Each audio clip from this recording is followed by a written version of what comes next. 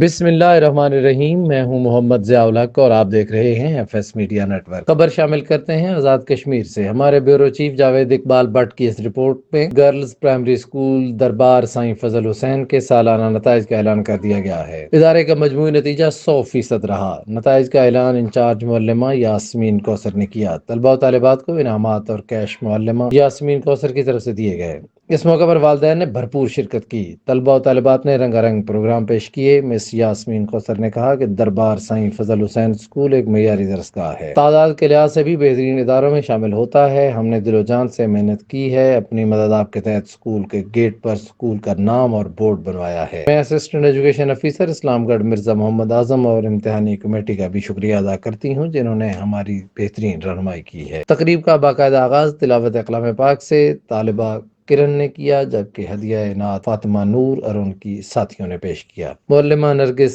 سلطانہ نے بچوں کی معاونت کرتے ہوئے پروگرام کو کامیاب بنانے میں اہم کردار ادا کیا۔ سبسکرائب کیجیے F S media network اور دیکھتے رہیے تازہ ترین تبصرے اور خبریں۔